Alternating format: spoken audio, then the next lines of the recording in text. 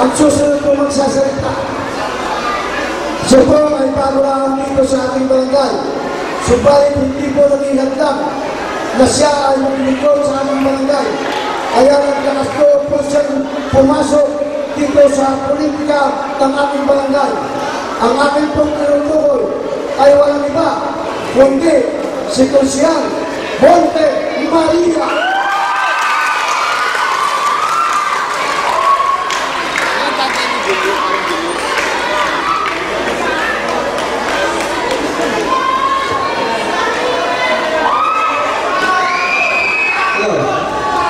Una po, magandang gabi sa inyo.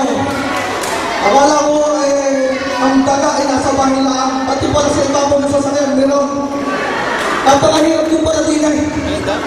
Ako po ay si Monte Maria. Nagpapakilala po ako sa inyo bilang taga-Pilar po, at tayo po ay magkakabarangay. Una po, humingi po ako ng tulong sa ating lahat dahil kami po ay napakaraming mamamayan sa Pilar. Yung mga sumayaw po kanina, yung mga kumanta, ang iba ho niyan, taga-Pilar. Kompleto na po, isa na po ang ulang sa aming konsyal. Konsyal po ang kailangan. Dahil napakarami pong mamamayan sa amin, nasabik sa kalingan ng konsyal. Kaya, narito po ako. Bagamat, hindi niyo pa ako lubos ang kilala. Una-una po, nagpapasalamat po ako sa ating kapitan, sa ating mga kasamahan, sa naghahangat ba dito sa ating barangay. Hindi ko po kayo itinuturing na kalaban.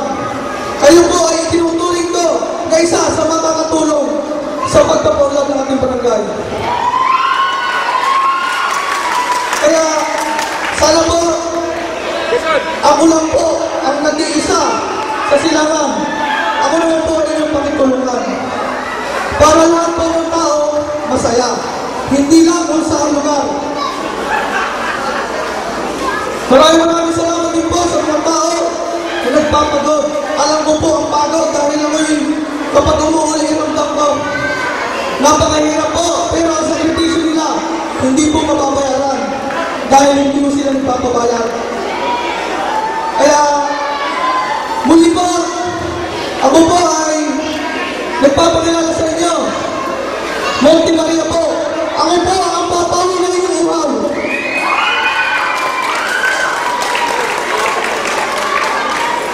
Alam ko, napakahirap ang pumasok sa isang tungkulin.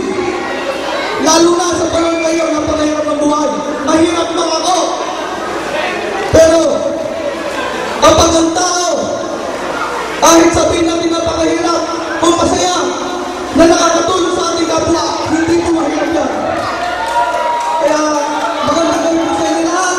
At dito po sa ating mga kabarangay, bilang kami po ay tating dito sa Banjoes. Wala po akong kamag-anak dito. Pero awa po ng Diyos, baka po sakali na makatulong din ako sa inyo. Hindi po tayo pwede, napakarami po namin, 12 po kami. Hindi po tayo basta-basta pwede, napainom tayo, oo na.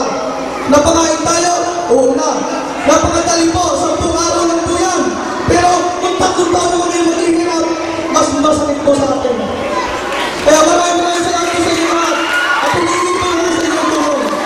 Maasahan po, nagkakapanan po kung ano to nang ibigay na tungkulin ng ating mahal na Pangulo.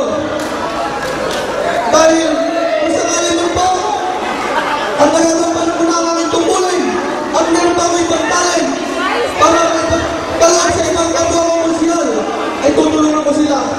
Yun lang po. At maraming salamat po. Maganda kayo po sa inyo lahat.